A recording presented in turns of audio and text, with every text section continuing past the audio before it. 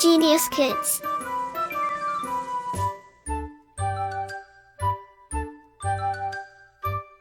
Cultivating love for learning. Chapter 12: The Donkey and the Lion.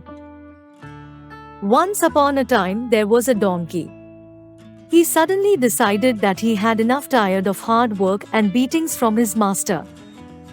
I know, he thought, I'll flee to the forest and live in freedom. I'll graze on the forest grass, and who will there be to prevent it? So without thinking too long, he ran away from his master into the forest. He was very happy there. He grazed wherever he wanted to and did not have to work. Nobody beat him either. In all his born days, he had never lived so well. But one day, while grazing, he looked up and saw a lion coming straight towards him. The donkey was frightened beyond description. Oh, thought the donkey, this will probably be the end of me.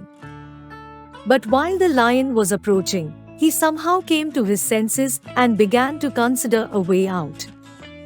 Maybe I can outwit him in some way? And right where he stood, he suddenly fell to the ground and lay there as if without a care in the world. The lion approached and began roaring out while still at a distance. Hey, you, who might you be? How dare you lie down there when I'm approaching? Why are not you getting up to bow to me? The donkey continued to lie down there as if he did not hear. He lay quietly, only flapping his long ears from time to time. The lion came and roared again. Get up immediately and salute me. And who might you be? Asked the donkey. You are asking yet, the lion roared threateningly. Don't you know that I am the lion, king of all the beasts? Word meaning. Description: the act of describing, somehow, anyway, outwit, to get the better of by cunning, threateningly, intimidating. Without rising, the donkey raised his head and goggled his eyes at him. What kind of nonsense is this you are talking? He asked. You are the king of all the beasts? Who told you such a thing? Do you have it in written? Who elected you to be the king? Well, speak up. The lion stood as if he had been stunned. Who told me so? Why, everyone tells that I am the king of the beasts. Are you saying that it isn't true? Of course it's not true. It can't be true, because I am the king of all the beasts. You, the lion, was dumbfounded. And I suppose you have this in written? Of course I have. Here, take a look. He rose to his feet and turning his back to the lion, he showed him his hind hoof where a very new horseshoe gleamed. See this. This is my royal seal. If you were the king, you did have one like it. How astonishing, marveled the lion. I have never ever thought about such a thing. You are probably right. But wait. Let's have a contest. We will go into the forest, and the one who catches more animals within an hour is the true king. Fine, if that's the way you wish it, said the donkey. And with that they went their separate ways. The lion raced quickly around the forest. He ran and ran, catching a doe here, a rabbit there, another animal further on. In an hour he had collected some 5 or 6 animals. He gathered them all up and dragged them back to the donkey. But what was the donkey doing in the meantime? He strolled out onto a broad clearing where the sun shone brightly, and on reaching the center, threw himself down on the ground, stretched out his legs, closed his eyes, and lolled his long tongue out of his mouth as far as it would go. Anyone looking at him would have sworn he was dead, very dead. Over the clearing there was a constant flow of flying birds, hawks, crows, kites, magpies, ravens, all the nastiest kind. Seeing the donkey lying there dead, they descended on him in a mob. At first they hopped about at a distance, and when they saw that he wasn't moving, they began to light on him and peck at his tongue and his eyes. Word meaning: goggle, to stare with wide open eyes, stunned, deafened, dumbfounded, confounded to dumbness, stroll, to wander about. The donkey lay quietly. Only when one of them came too close did he clamp it between his hoofs, killing it and hiding it under his body so cunningly that the others did not even notice it. Before an hour had passed, he had killed at least a score. Then he sprang to his feet, shook himself so vigorously and brayed so loudly that the birds scattered in all directions. He then gathered up all his killed birds and took them to the spot where he was to meet the lion. The lion was already there, waiting for him. "Well, now," he said to the donkey, showing him his prey. "See how many I have killed?" "Now are not you the stupid one?" answered the donkey, kicking dead animals.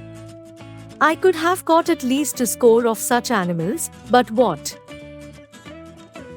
are they worth? Now just you look at mine. I caught only those that fly in the air. You try to do it." "No, I'm not up to such a trick," answered the lion. "At last I can see that you are truly the king of the beasts, not I. Forgive me for being so disrespectful toward you." "Ha," said the donkey, haughtily. "You must always be respectful, because you may suddenly meet someone who is your superior, and then what? I could now punish you immediately with death, but I'll forgive you because you did this out of ignorance and not from ill will. Go now, and be more careful another time." And the lion went, dejected, his tail between his legs as if someone had poured a barrel of ice-cold water over him. But neither near, nor too far away, he met Brother Fox in the forest.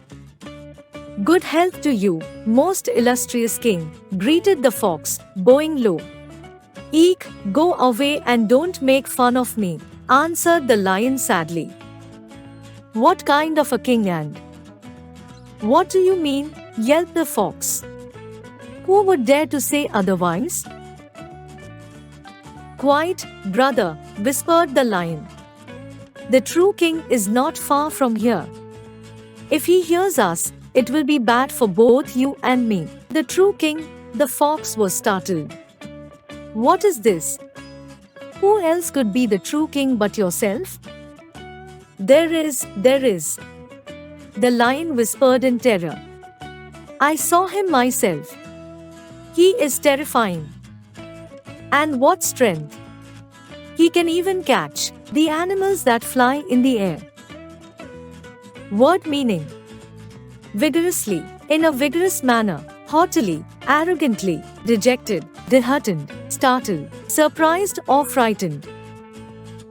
"Thank God that he let me go alive." "Is that so?" The fox was amazed. "Stranger and stranger. I know this forest intimately and I can't think of who this could be. How does the king look?" "In a word, terrifying," said the lion. "His ears are like this, his head like a bucket, and the royal seal on his hind leg. For the life of me, I can't guess who this could be," worried the fox. "You know what, come and show him to me." "Me? Never in the world," shouted the lion. "It's enough that I was frightened once." "Oh, come now. What is there to be afraid of?" encouraged the fox. "You know what, let's tie our tails together and then we can approach him with more courage." "Oh well," agreed the lion. "Let it be you say." So they tied their tails together and off they went. They climbed up on a hilltop overlooking the clearing where the donkey was grazing. The lion stopped, looked, then whispered to the fox, "There he is. There he is. Look." The fox turned, took a look, and yelped, "You foolish lion, why that's just an old ass." But to the lion it sounded as if he said that they must get away fast, and he became so frightened that he took to his heels. Over stumps, over streams he ran as fast as his breath would let him. Finally, he was so tired that he stopped and looked behind him. "Now, Fox," he asked, "have we escaped far enough?" But the fox was beyond speech, his tongue hanging out. Since he was tied to the lion's tail, he was dragged all the way and was hardly able to breathe. "See," said the lion, "you said that the new king wasn't terrifying, but when you saw him for yourself, you almost died from fright." Word meaning: amazed, astonished, intimately, personally, yelped, cried, streams, brooks or rivers. Like, share and subscribe.